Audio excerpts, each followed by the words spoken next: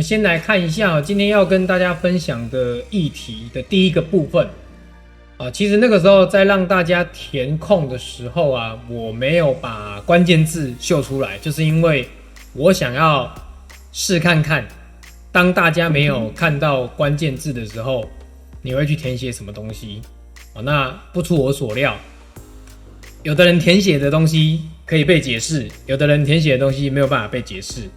那什么东西叫做可以被解释，什么东西叫做不能被解释呢？我们先来看一下，我的题目其实是这样子的，把 SQX 当成是你的概念验证工具。所以你在看到这个题目的时候，你原本是不会有这4个字概念验证，那你在填写的时候可能就会照你所想的意思下去填写那当然因为大家都已经填完了嘛，所以如果你们现在填的答案跟之前想的不太一样的话也没有关系，我们就一个一个来看。我先来解释一下什么叫做概念，什么叫做验证。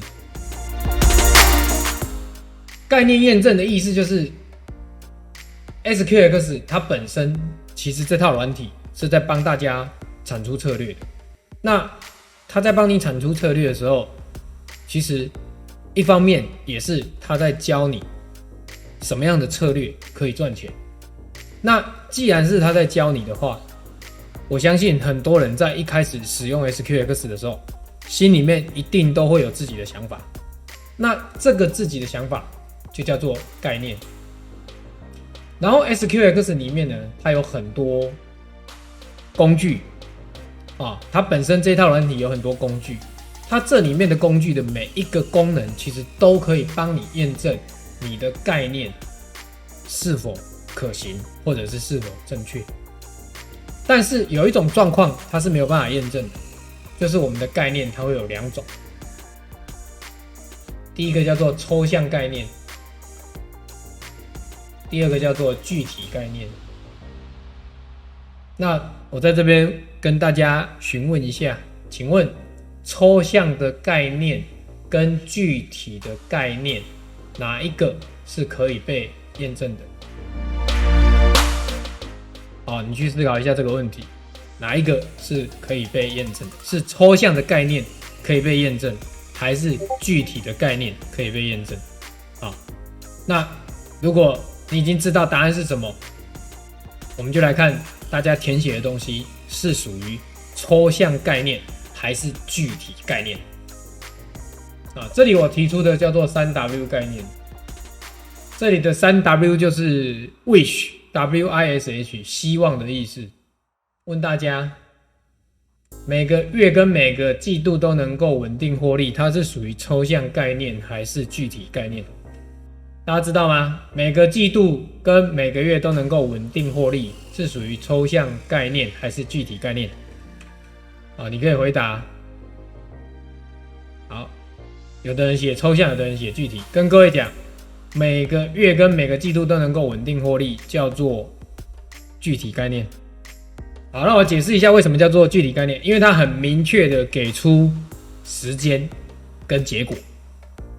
它的时间就是每个月，那每个季度也是属于时间，都能够稳定的获利嘛，对不对？所以获利是它的结果。所以既然要能够获利，就代表它是希望得到什么结果？来，我们把这边清掉，每个月或每个季度嘛，来每个月或者是每个季度。写错。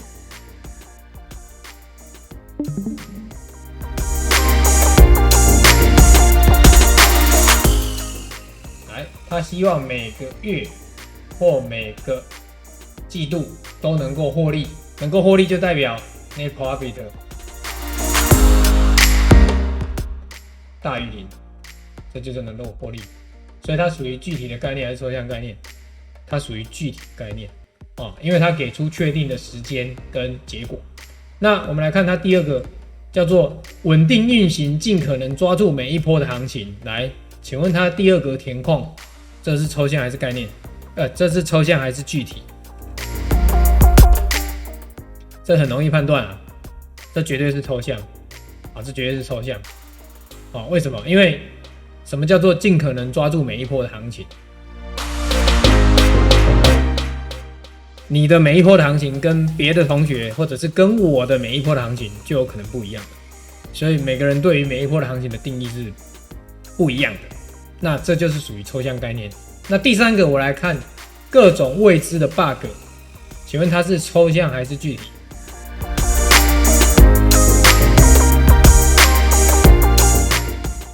未知的 bug 感觉很像是具体，对不对？因为它具体的描述一个东西叫做 bug， 可是实际上它是抽象还是具体？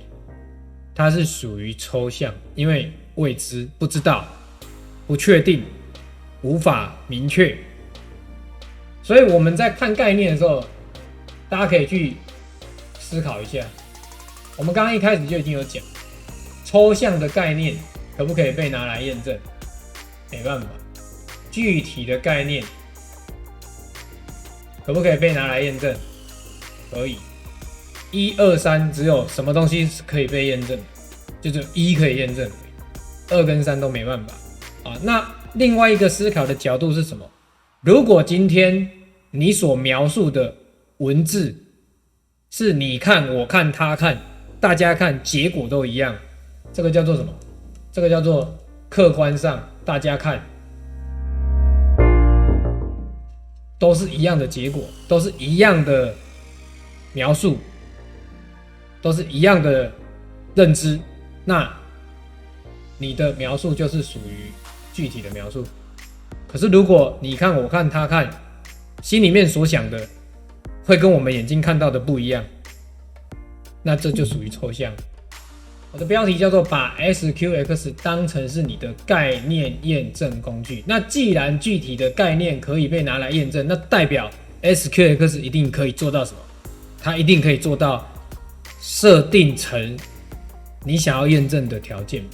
那我们来看一下，如果你已经知道，你可以在留言的地方打上去。如果你不知道的话，来，我来教大家怎么设。